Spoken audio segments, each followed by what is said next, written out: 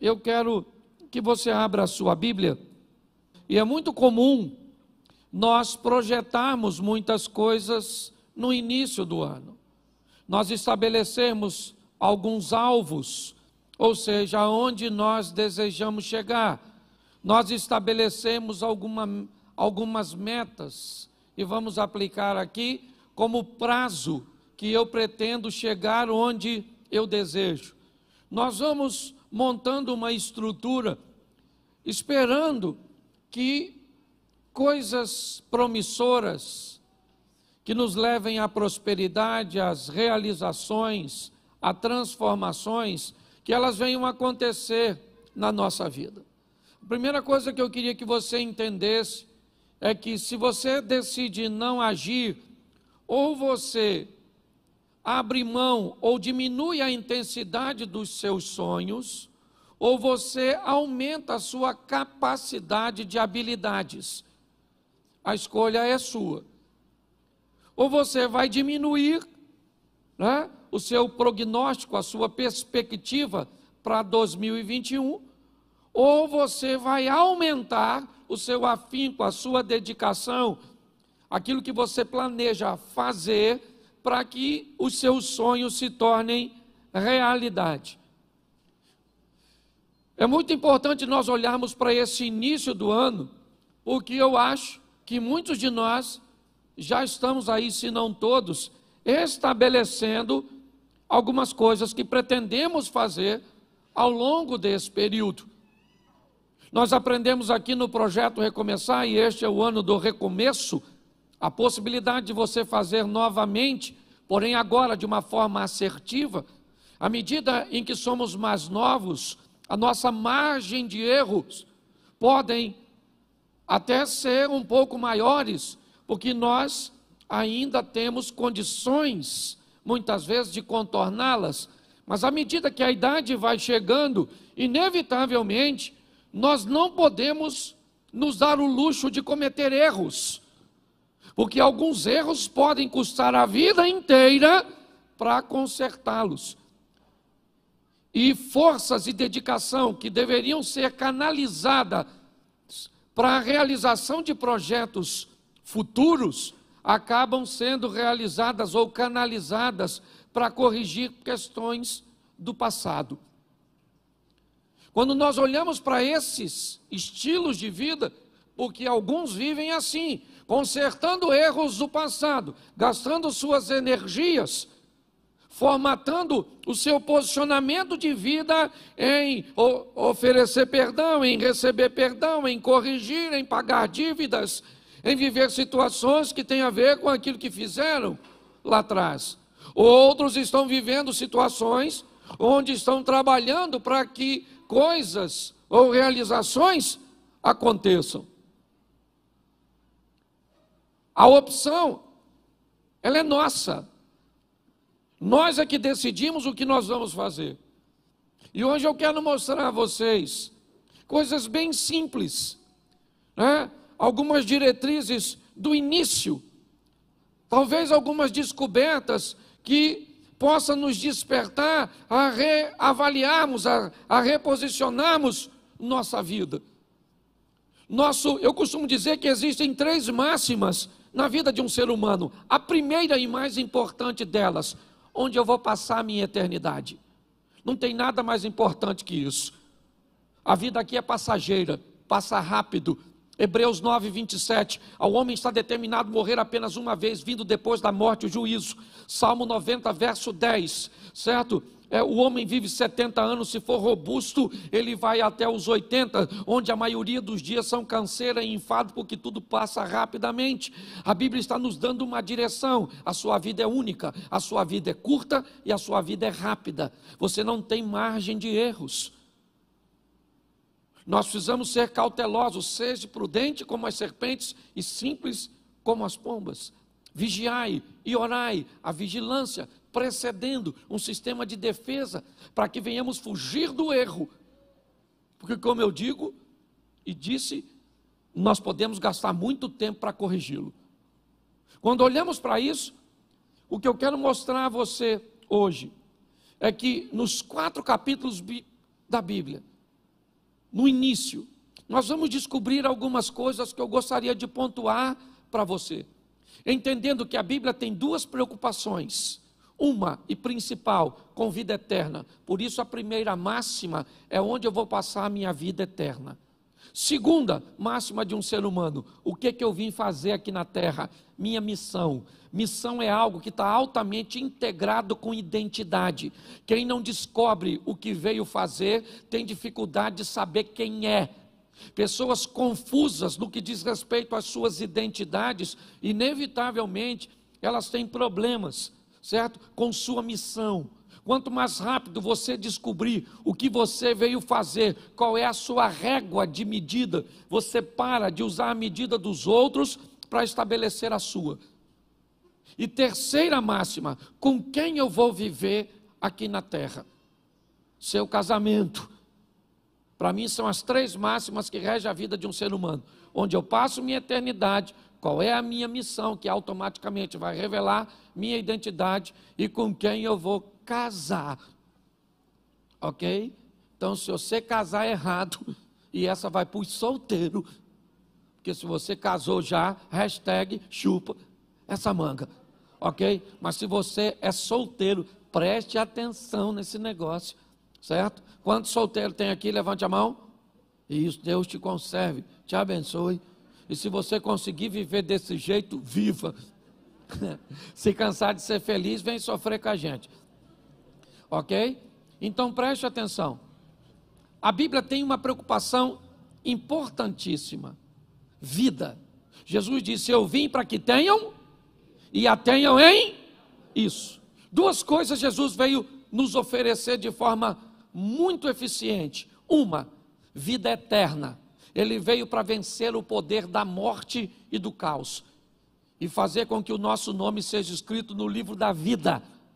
Ok? Segunda, ele veio para nos oferecer uma vida abundante aqui na terra, onde nossa margem de erro diminui, para que possamos potencializar nossas ações em realizações futuras. Mas eu comecei a observar que os inimigos da humanidade, eles são antigos. Que quando nós olhamos para os primeiros capítulos da Bíblia, nós já vamos receber algumas direções, que se respeitarmos e colocarmos em prática, vamos ter uma qualidade de vida legal. Por favor, entendam o que eu vou dizer. Ah, pastor, o mais importante para mim é ir para o céu. Não é para você que é isso que é mais importante, é para todos os seres humanos. A coisa mais importante é a nossa salvação. Só que tem algum valor agregado nisso, que nós precisamos decidir se queremos para a nossa vida ou não. E pior, se não queremos, não marginalizar e não penalizar com posturas e posicionamentos incorretos de quem resolveu aceitar. Quando Jesus diz, eu vim para que você tenha vida e tenha vida em abundância. Esse texto refere-se à vida terrena, porque a vida celestial, ela já é abundante. Se você se prender e dizer para mim ou para qualquer, pastor, meu negócio é ir para o céu, eu não estou preocupado com outra coisa, não tem problema nenhum, até porque você resolveu escolher uma parte extraordinária, buscar primeiro o reino e a sua justiça. O restante tudo é passageiro. Então você tem todo o direito de dizer, pastor, eu não quero saber de prosperidade, eu não quero saber de felicidade, eu não quero saber de nada. Eu quero saber que meu nome está escrito no livro da vida e eu já estou satisfeito, estou só esperando Jesus voltar ou eu morrer. E está joia. Tem algo de errado nisso? Claro que não. Só que a Bíblia também diz que Deus nos oferece aqui nessa terra vida abundante. Jesus disse isso a Pedro. Se você abrir mão, certo, por minha causa, você recebe 100 vezes mais aqui na terra. Então, como é que nós conseguimos alcançar esse estilo de vida de alta performance, de resultados extraordinários? em todas as áreas. E por favor, tira esse R cifrão da frente, porque parece que quando a gente fala isso, todo mundo já pensa logo em ficar rico. Nós estamos falando de prosperidade. Riqueza é ter muito de uma coisa só. Prosperidade é ter o suficiente de tudo. E é isso que nós estamos oferecendo. Então, se nós temos duas vidas, até porque a Bíblia diz em Apocalipse que aquele que vencer não sofrerá o dano da segunda morte. Ok? Então nós temos duas vidas, uma aqui nessa terra, que Deus preparou para nós, e com a sinalização de Canaã, uma terra que mana leite e mel, uma terra de prosperidade. Se nós olharmos para uma visão de pobreza e de miséria, qual é a ideia do céu? Rua de barro, umas casinhas simples, uns puxadinhos, um calor infernal. A promessa é que ruas serão a promessa são de mansões celestes. Então você não venha querer enfiar na minha cabeça uma visão pequena, você pode enfiar na sua e eu vou respeitar. Agora não tenta colocar na de todo mundo. Nós expomos a palavra e já já você vai entender o que eu estou querendo dizer. Mas no final das contas é você que escolhe. Então, se você quer ser próspero, não fale mal de quem não quer. E se você não quer ser próspero, não fale mal de quem está nadando de braçada. Ok? Porque hoje, às vezes, o que acontece é isso. Um vai para uma extremidade e fala mal do outro. É igual o tradicional falar mal do pentecostal. Já viu? Tem aquele pessoal que não acredita no Espírito Santo, não acredita nos dons, não acredita em cura, não acredita em anjo, não acredita em nada. Aí ele mete o sarrafo na turma que vê bola de fogo, caneta de fogo, que acredita nas línguas, nos dons e na cura. Em contrapartida, o outro diz que essa igreja que não acredita nada disso não é nem igreja, é sorveteria. O que é isso? Um ambiente que leva as pessoas a viver numa extremidade. E não é isso. Nosso propósito aqui é direcionar você. Então, se você olhar um pouquinho mais de cuidado, e depois você pode olhar em casa, Gênesis 1:1, vamos começar do começo. No princípio, criou Deus os céus e a... Lê de novo. Agora fica melhor. Não, volta lá, que é para ficar melhor a leitura. Vamos lá, gente. Feche seus olhos. Senhor nosso Deus e Pai, em nome de Jesus, nós queremos te agradecer por tua palavra, continua falando conosco. Usa-me, ó Pai, como um canal de bênção nesta hora, em nome de Jesus. Amém. Glória a Deus. Amém? Preste atenção, porque aqui nós já vamos ter, no capítulo 1, a direção de como o homem deverá viver. Nós somos criados, ou fomos criados, à imagem de Deus. Vamos lá. O texto diz: no princípio criou Deus os céus e a terra era sem forma e vazia, e o Espírito de Deus pairava sobre a face das águas. E disse Deus: haja luz, e houve luz, e viu Deus que a luz era boa, e fez separação entre as luz e trevas, e Deus vai começar,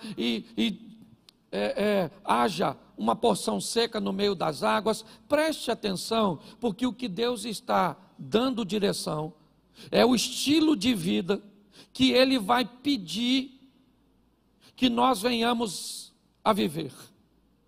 O que é a fé? A fé é o firme das coisas que não mas que se esperam. A Bíblia diz que o justo viverá pela fé.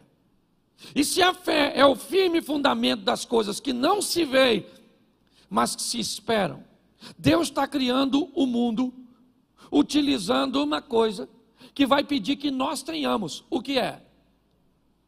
O que é? Fé. E disse Deus: haja. A luz existia, mas passou a existir. Deus começa a chamar à existência as coisas que não existem como se elas já existissem. Quando nós olhamos o início do Gênesis, é ali que nós vamos entender que estilo de vida nós precisamos trilhar. Porque preste atenção, o justo vai fazer o quê? O justo vai fazer o quê? Viverá. Preste atenção. A fé para nós não é um momento. A fé para nós é um estilo de vida. O justo viverá pela fé. Ah, pastor, eu não sou justo porque eu sou pecador. Quando a Bíblia diz o justo viverá pela fé, ela está querendo dizer o justo é todo aquele que foi justificado por Jesus, não aquele que não tem erros. Cuidado com a aplicação literal de uma palavra que ela pode atrapalhar a sua vida. O que é um justo na Bíblia? Quando a colocação é: Jó era um homem justo, sim ou não? Sim ou não? Mas ele cometia erros, sim ou não? Sim, mas a Bíblia diz que ele era justo. Qual era a justiça desse homem? Acreditar que havia um Deus cujo qual ele servia. O que a Bíblia está nos dizendo no capítulo 1 é: nós precisamos entender que o nosso estilo de vida vai ser de fé. A nossa vida vai depender da nossa fé. Ou seja, aquilo que faz com que acreditemos em coisas que ainda não aconteceram, mas nós temos certeza de que o nosso Deus está no controle de tudo e Ele vai agir a nosso respeito. Amém? Sem fé é agradar a Deus. O modelo de criação é baseado na fé. Eu não estou dizendo que Deus tinha fé, eu só estou dizendo que Ele está utilizando uma forma de criação para nos ensinar o que é fé. Chama as coisas como se elas já existissem. Jesus disse isso, quando foi resolver o problema de Lázaro: eu bem sei que tu sempre me ouves, mas eu estou fazendo dessa forma para oferecer exemplo para outras pessoas. Então o que a Bíblia está formatando no início aqui?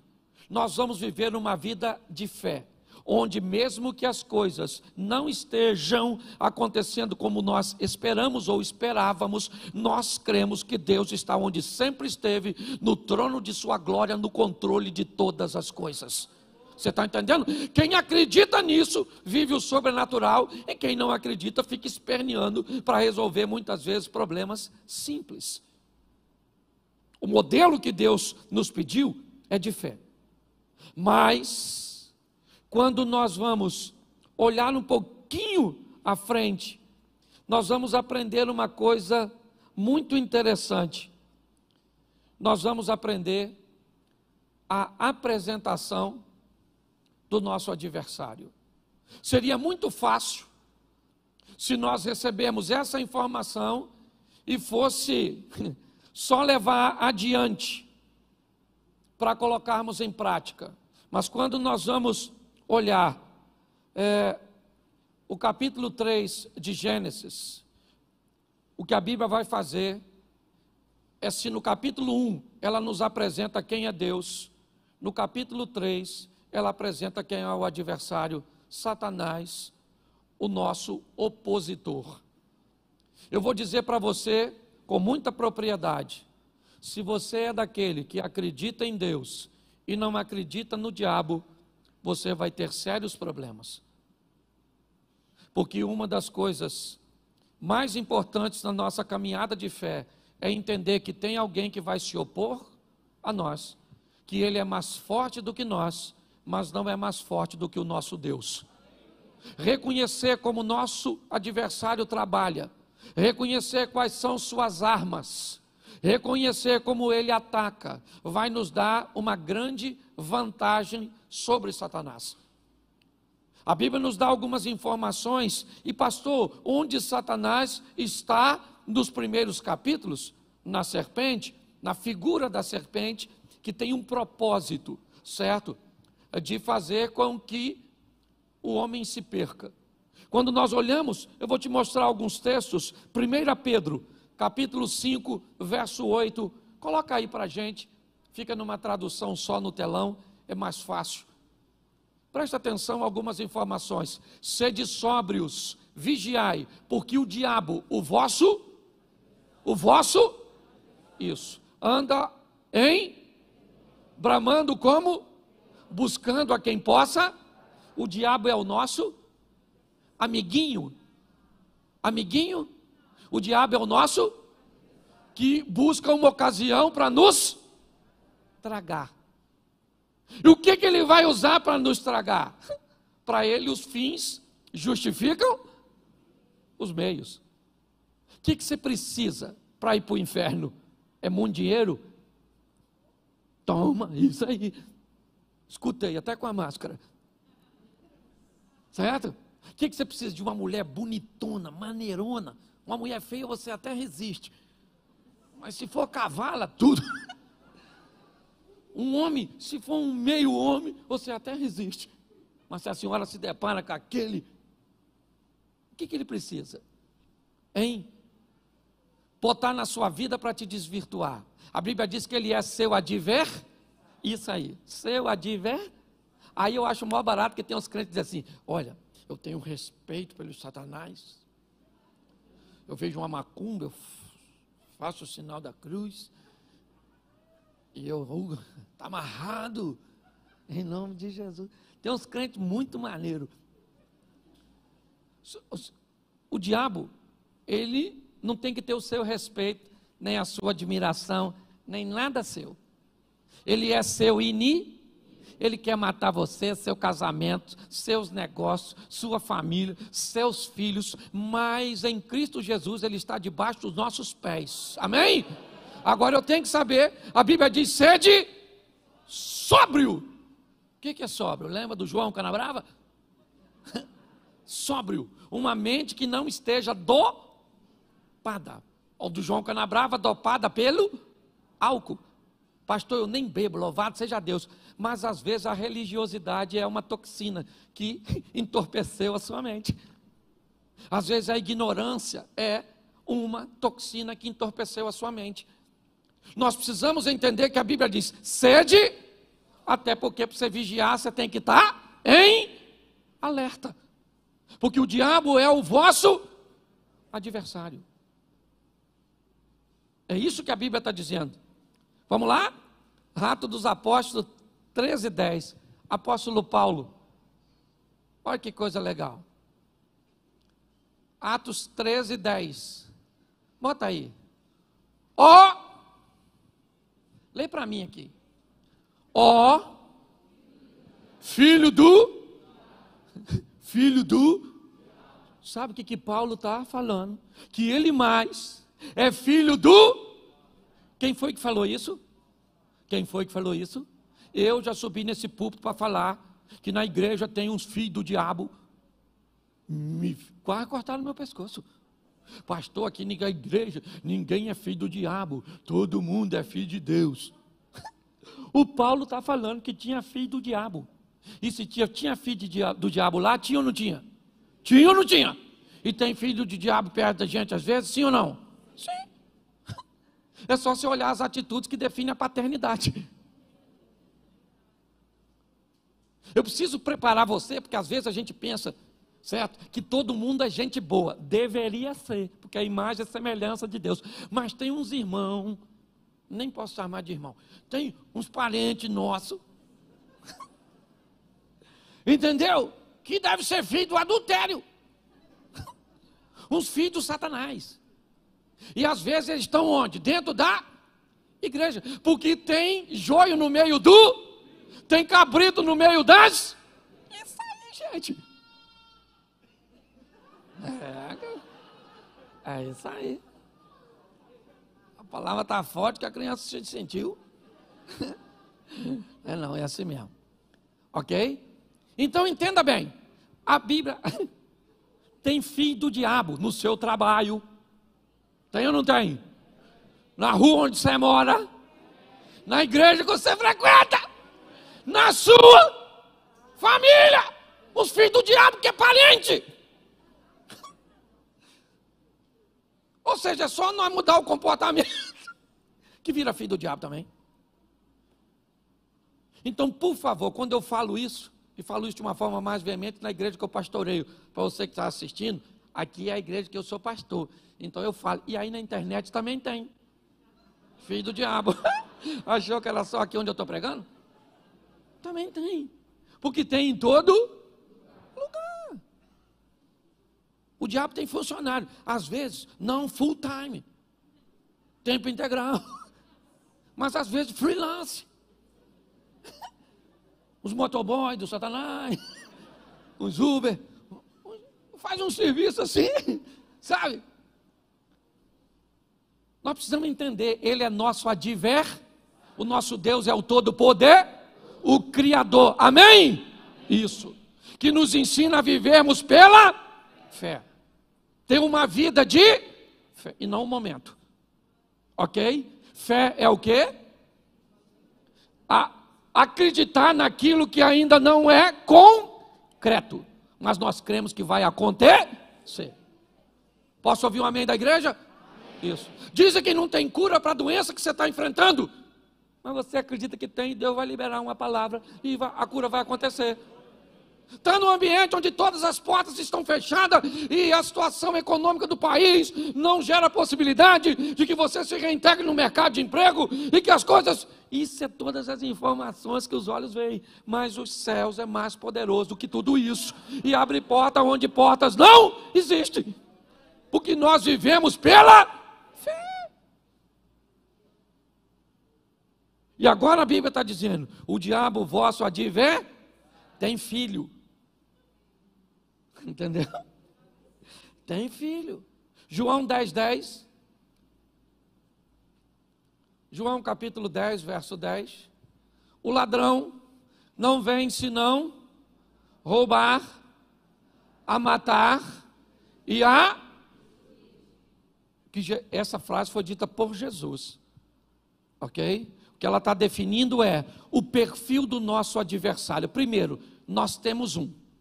Ele não é amiguinho, não é irmãozinho, não é personagem aí das séries televisivas, Lúcifer, um diabinho maneiro. Ele não é o fantasminha, como é que é o nome dele? O Gasparzinho. O Satanás quer matar você, destruir você e eu também. Mas nós não vamos dar mole, porque a Bíblia diz ser de sóbrio e vigia. Isso. Porque o diabo está porque o Senhor dará ordem aos seus para que se acampe e o diabo vai ficar e Deus vai ficar isso aí. O máximo que o diabo vai fazer é assim, ó.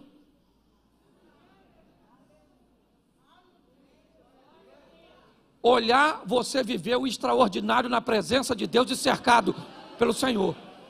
É isso. Não dá mole, porque se você for lá fora, ele te arrebenta. Quem já foi, sabe. Volta tudo ferido.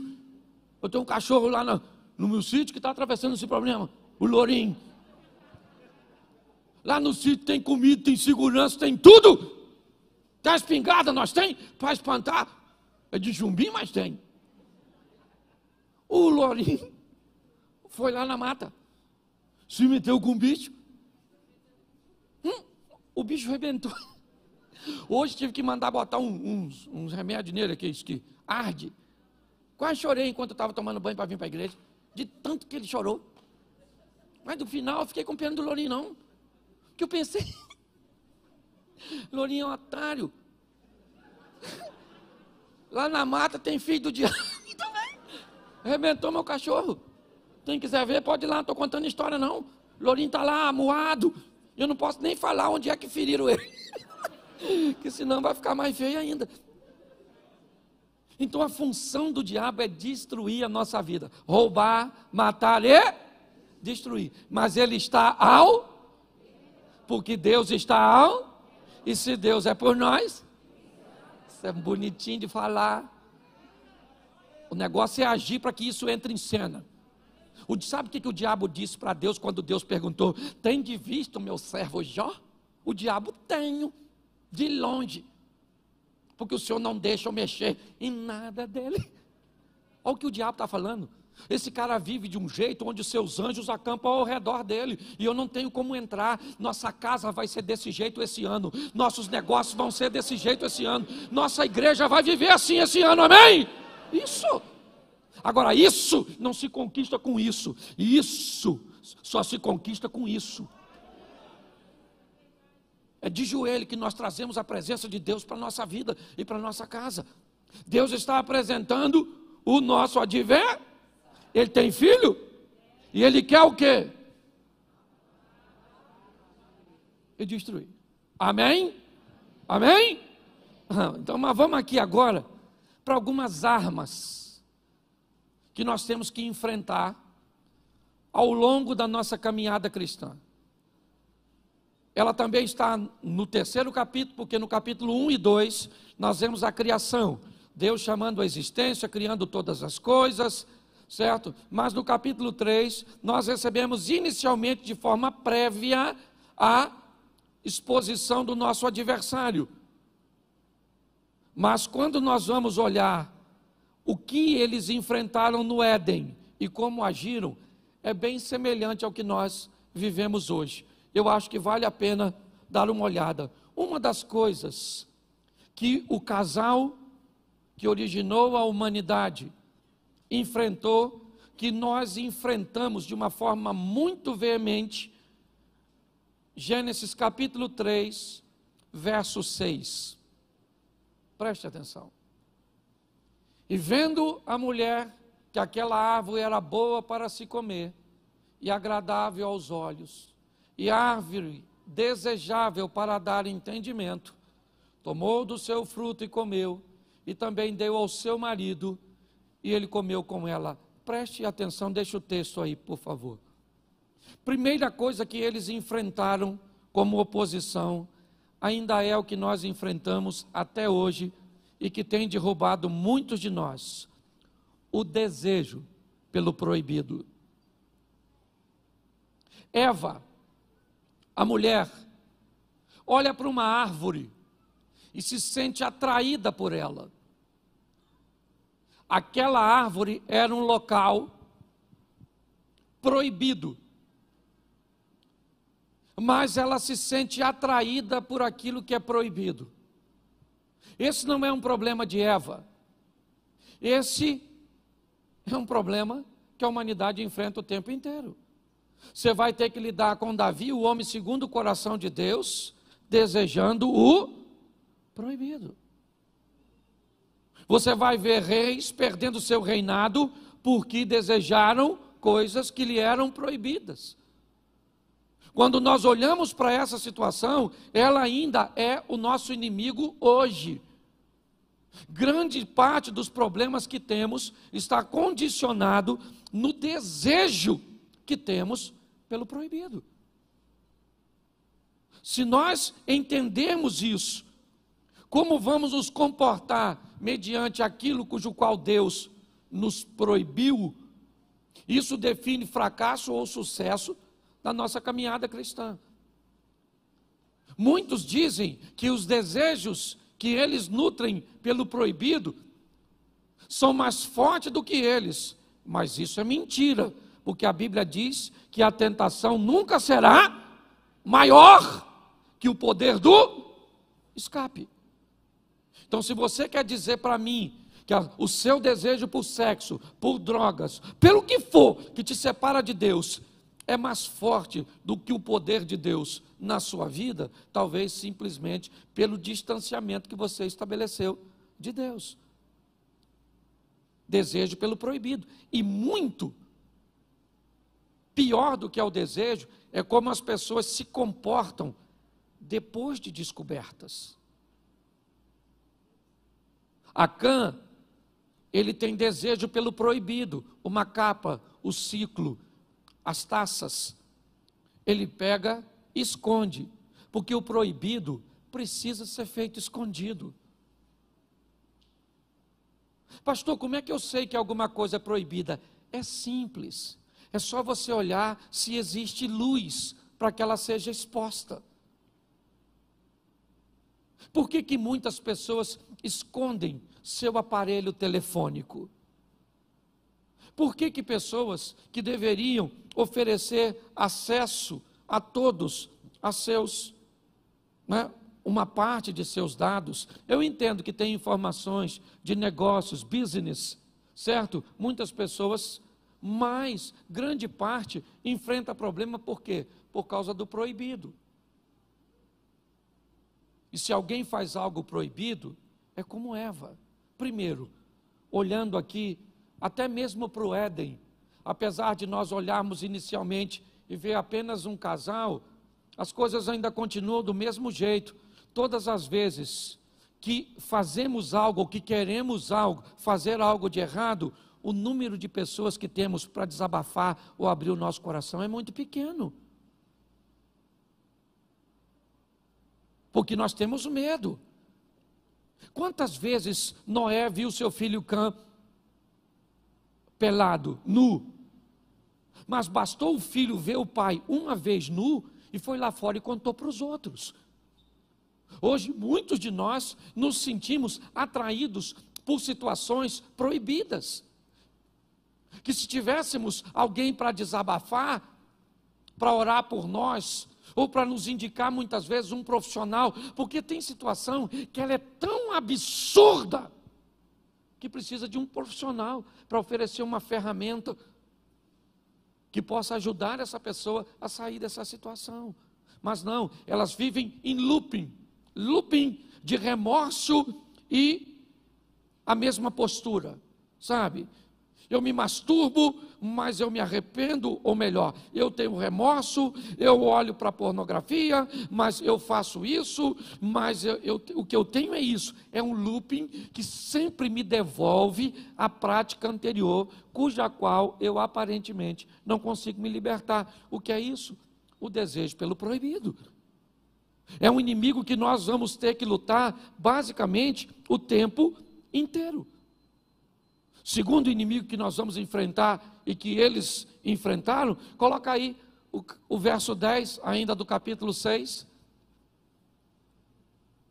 E ele disse: ouvi a voz soar no jardim e temi, porque eu estava nu e escondi-me. Presta atenção, porque esse é um dos maiores adversários da humanidade, o medo. O medo.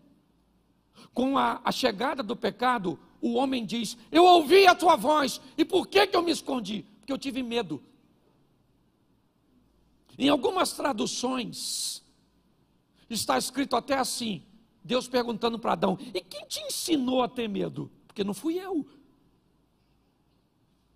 Eu criei o mundo debaixo da fé, fazendo com que chame à existência as coisas como se elas já existissem.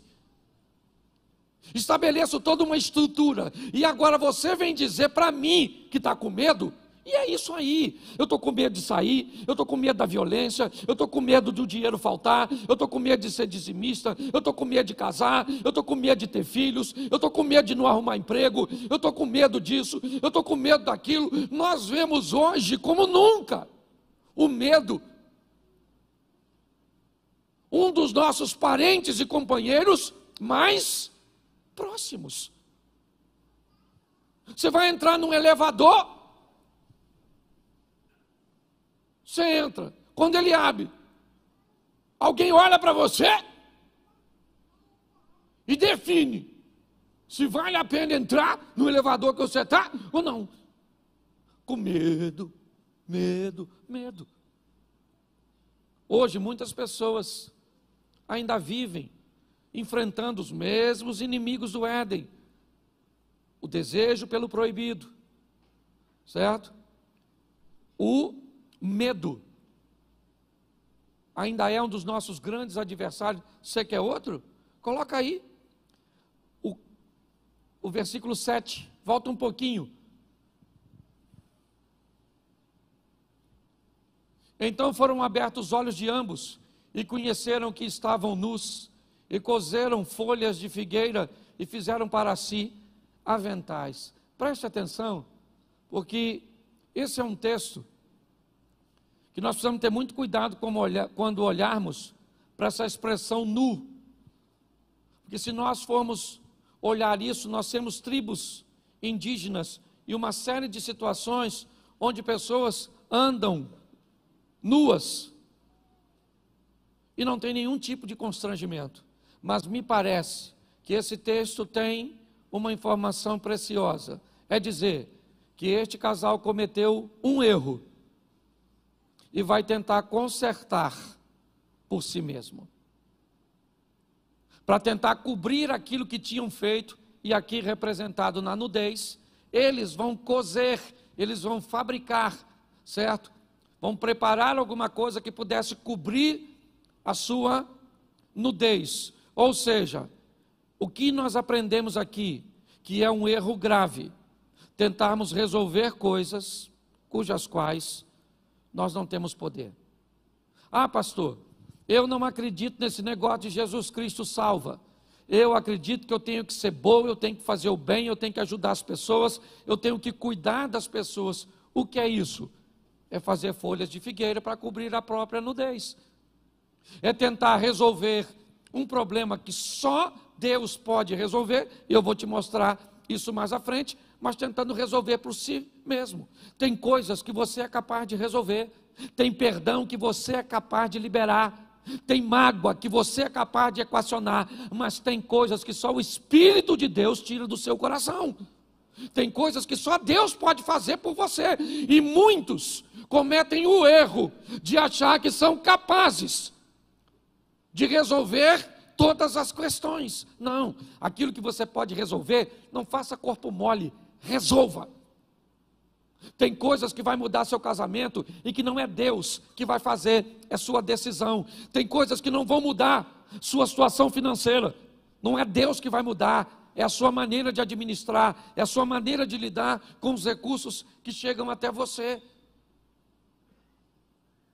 Precisamos entender que esse ainda é um dos grandes problemas. Pessoas que tentam resolver tudo do seu próprio jeito.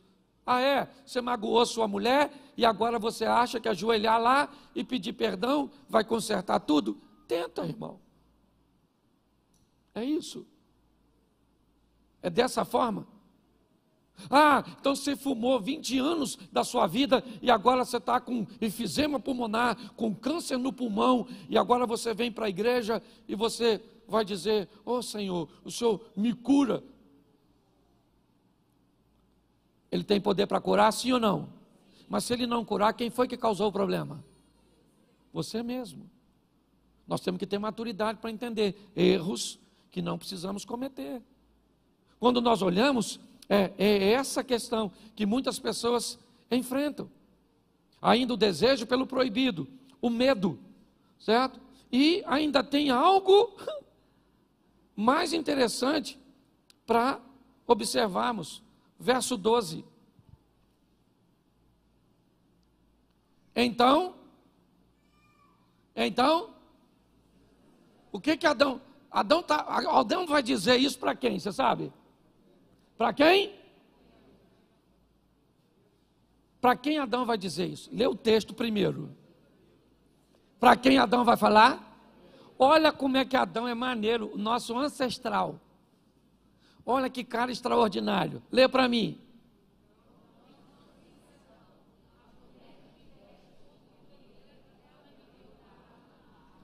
O Adão acabou de botar a culpa dos seus problemas em duas pessoas. Primeiro em Deus, e segundo, na dona Eva. O que é isso, pastor? Isso é um adversário que nós enfrentamos há muito tempo, omissão de responsabilidade. Por que você não tem dinheiro? Por causa do Bolsonaro, por causa do Lula, a Dilma. Por quê? Por que você não casou? Porque está todo mundo virando gay. Por que pensa aí. A culpa, por que você divorciou? Porque a culpa era da sua mulher. Aquela praga, aquela peste, que o senhor não tolerava. Botar a culpa nos outros, gente. Eu aprendi uma coisa naquele gabinete. Se você só ouvir a versão do Chapeuzinho Vermelho, o lobo sempre vai ser mau. Eu já escutei a visão da Chapeuzinho Vermelho. Quando o lobo foi lá, eu achei que ele era Chapeuzinho Vermelho. Eu achei que tinha trocado.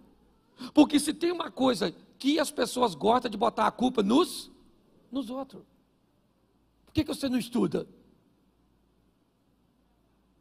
Por que você não trabalha? Isso aí. Por quê? Você não estuda porque não tem colégio. Entendeu? Você não trabalha porque está muito difícil. Você não é alguém que vai fazer qualquer coisa. Você é alguém que não pode trabalhar para ganhar 2, 3 mil. Que isso é uma miséria. Você é alguém que vem nesse mundo para ser um cientista. Você só esqueceu da inteligência. Deixou no seu ponto de partida. A omissão ainda é um problema. Gente, não dá para ser. Por isso que Davi é chamado. O dia que o Davi, deixa eu lembrar você aqui. Lembra que o Davi olhou a Batseba tomando banho, chamou a Batseba, vem aqui Batseba, chega aí maneira. E tal, passou o serão na Batseba, e aí Batseba engravidou. Porque Deus também não dá mole não. Pegou uma vez, parece, engravidou. Sabe o que ele fez com o marido da mulher que ele engravidou? Mandou matar. Quem é esse cara? O Davi da Bíblia. O do gigantinho. Acabei de acabar com a reputação dele para você. Tem policial aqui que ele já estava preso. Aí Deus mandou Natã. Olha que Deus foi Natã, nem foi Nagol. Deus foi lá Natã e falou: Natã, dá um pulinho lá na casa do Davi, que eu tenho umas paradas para resolver, uma resenha para resolver com ele. Você vai lá e vai falar com ele que ele adulterou e matou o cara. Davi foi, Natã falou: o cara vai me matar. Deus falou: não, conta uma historinha para ele. Aí o Natã chegou lá, contou uma historinha, né? E eu acho maior barato, porque o Natã falou assim: olha Davi, deixa eu falar uma coisa com você, aqui no seu reino tem um homem que tem uma ovelhinha e o outro tem 100. Aí vem um viajante para comer na casa desse homem que tem 100 ovelhas. Davi, sabe o que ele fez? Pegou a ovelha do vizinho que tinha uma só e comeu. Davi falou: o quê? Isso é um absurdo, um assinte. Quem é esse homem? Natã falou: tem espelho aí, irmão? Esse homem é? Aí Davi falou: ai, pequei. Ah, Frozinho, presta atenção. Quando ele descobriu que estava errado, a primeira coisa que ele fez foi o quê? Salmo 51, ainda que os meus pecados, certo? O Senhor pode me dar um coração novo, uma vida nova. O cara se arrepende. Como é que nós vamos mudar de vida se o culpado não somos nós, é sempre os outros? É o seu pai que quer acordar você cedo. E cedo você não funciona, porque você só pega depois de meio-dia. Devia ser filho de príncipe em outra vida, se ela existisse. Não, te garanto que você deve ter vivido mendigo em outra época. Responsabilidade. Quem é o maior responsável? Aliás, deixa eu falar uma coisa para nós que somos pentecostal. Quem é o maior profeta da nossa vida? Quem é o maior profeta da nossa vida? Fala assim: eu. Isso. Eu sou o maior profeta. Sou eu que mando mensagens para o futuro a respeito de mim mesmo. Com o quê? Com as decisões que eu tomo, com meus posicionamentos, com minha vida com Deus. O futuro está aguardando você fazer por Ele o que você nunca fez, para Ele te dar o que nunca te deu. Está na hora, gente, nós vivemos o incrível, o extraordinário, o sensacional. Alguém parar para olhar para tu e diz: menino, tu deu sorte. Sorte é o esforço que o preguiçoso não quer fazer para alcançar o que deseja. E aí é só você ser bem sucedido. Nossa, Deus tem uma panela, e 5 colheres, e 5. Deus não gosta de mim não.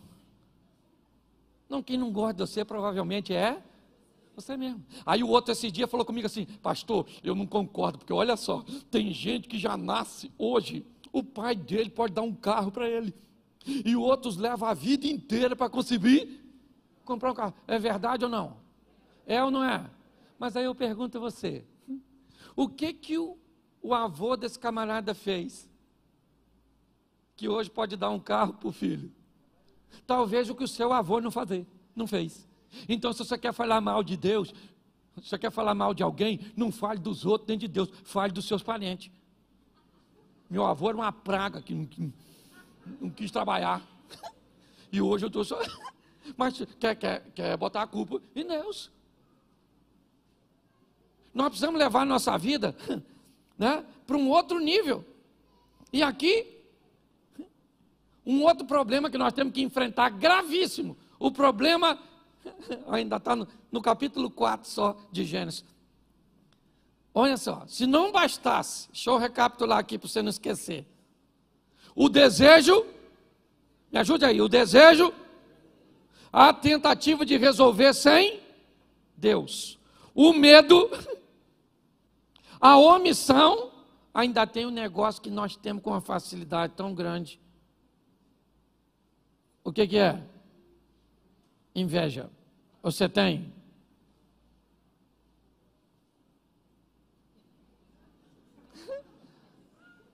Menino, vou falar uma coisa para vocês aqui, vocês não contam para ninguém. Esses dias estou eu olhando minha rede social, quando de repente passei assim no Instagram, numa pessoa, menino, mas ela tinha tanto comentário numa foto, aí eu botei numa minha.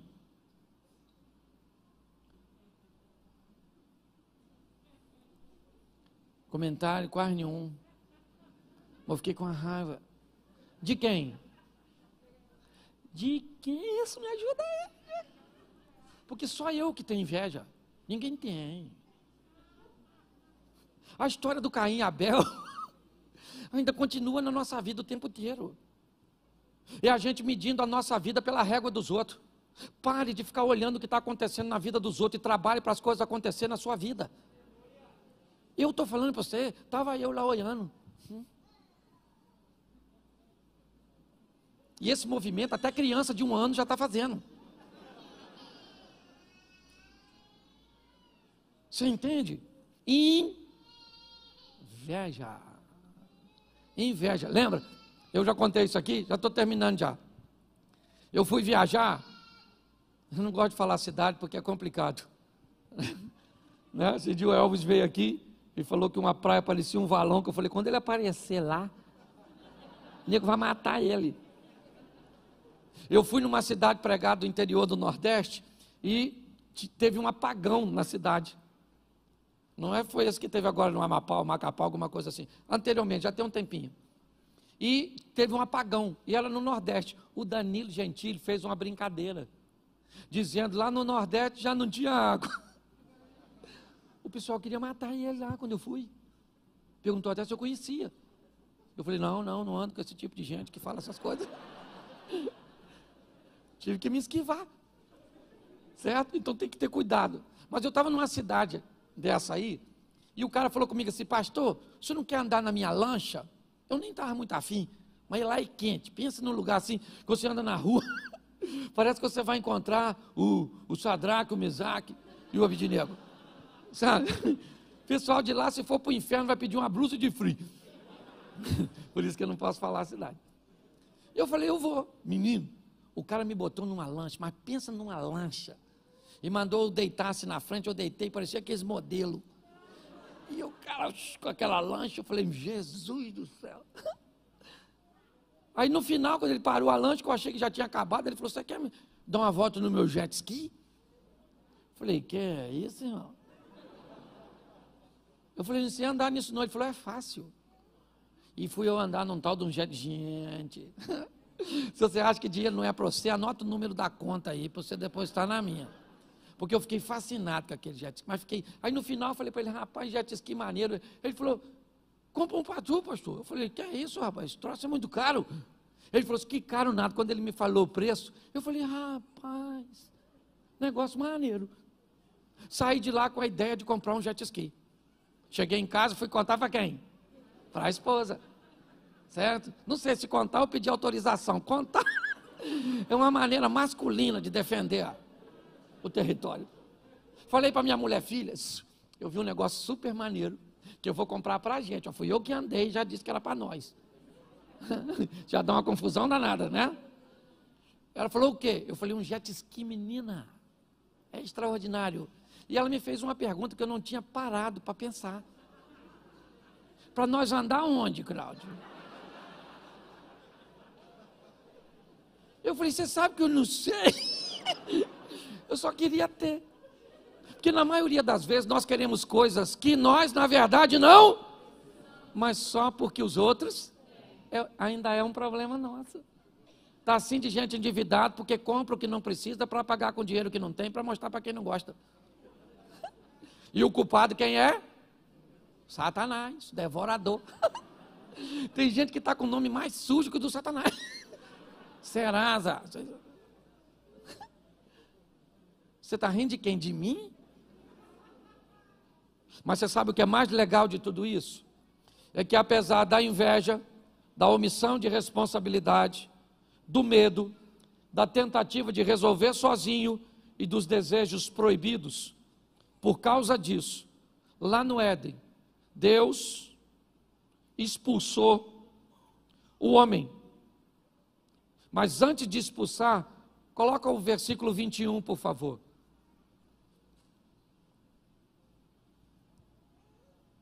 E fez o Senhor Deus a Adão e a sua mulher, fez o quê? E essa túnica era de quê? Era de quê? Isso. Para que Deus fizesse isso, ou para que isso acontecesse, o que teve que acontecer? Um sacrifício. Para que as coisas fossem corrigidas, Deus vai tirar o homem do Éden, sim ou não? Mas vai dar uma proteção para ele. Aquilo que ele tentou fazer com as folhas, Deus vai fazer com a morte de alguém. Na verdade, na tipologia, quando nós estudamos isso, aqui nós temos um tipo de Cristo. Alguém morrendo para oferecer uma cobertura, né? Ou alguém inocente morrendo para que alguém fosse perdoado. Por quê? Por causa do verso 23. Olha o que diz o texto agora. Depois de fazer as túnicas, o Senhor Deus, pois, o lançou fora para lavrar a terra de que fora.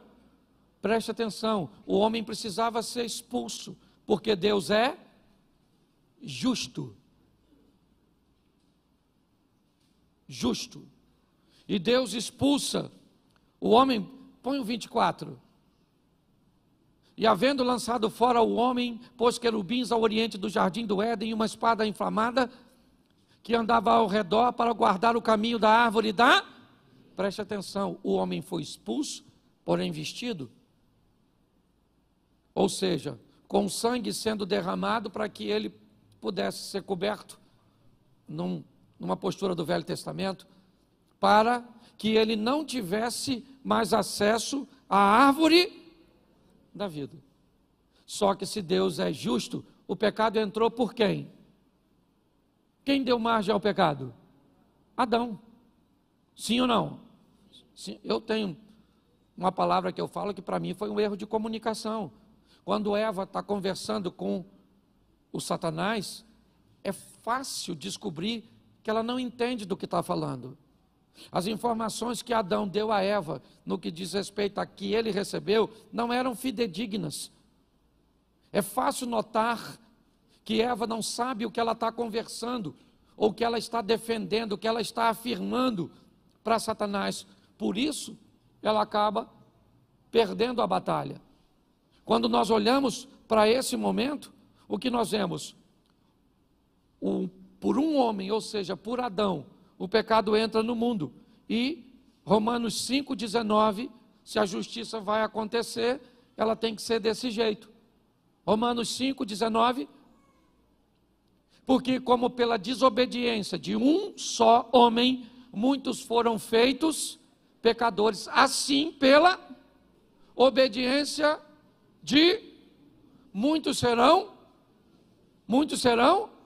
Por isso, Jesus não pôde usar nenhum de seus poderes para coibir o pecado. e a pressão que a desobediência exercia sobre ele na carne. Porque se o pecado entra por um homem, e Deus é justo, esse homem que veio tirar tem que ter a mesma capacidade mental, o mesmo poder que esse que permitiu a entrada, senão não há justiça.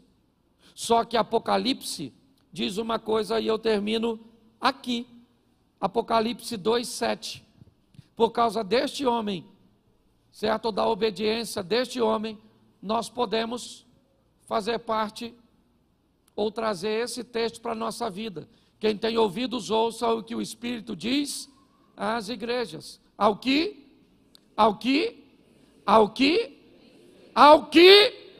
não é ao que empatar, não é ao que perder, não é ao que fazer corpo mole, é apenas para uma classe. E qual é a classe? O dos vencer.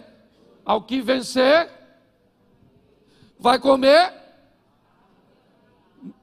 no meio a árvore que hoje está guardada por uma espada inflamada. Por causa de Adão, perdemos o direito, mas em Cristo recebemos novamente a oportunidade. Eu queria que você saísse daqui hoje com essa palavra no seu coração, porque eu sei que a Bíblia me diz que quando eu prego, pessoas que me ouvem recebem como um solo à beira do caminho, outros recebem como um solo com pedras, outros recebem com um solo de espinhos e outros recebem em terra boa. Se eu usar isso por proporção, o que a Bíblia está dizendo na parábola do semeador é que quando eu lanço uma semente, apenas 25% dela será proveitosa inicialmente. Pessoas espinhosas ou com espinhos terão que ter, ao longo da caminhada, os cuidados da igreja, o nosso cuidado, para que elas possam, esses espinhos sejam removidos, as pedras, ou esse solo compacto, onde acaba o culto, você vai embora e as suas preocupações tiraram sua atenção, o seu celular tirou sua atenção, o amigo que está do seu lado tirou a sua atenção. Nós lidamos com tudo isso. Por quê? Porque o diabo é o nosso adversário. Por quê? Porque o diabo tem filhos. Por quê? Porque ele veio roubar, matar e destruir. Mas nós recebemos de Cristo e em Cristo o poder para vencer. Só que ele é opcional. A mensagem é para todos, mas não é para todo mundo. A vitória é para todos, mas não é para todo mundo. Porque todos ouvem, mas nem todo mundo recebe e toma o posicionamento. Que esse seja um ano de recomeço para você e para a sua história em todos os segmentos.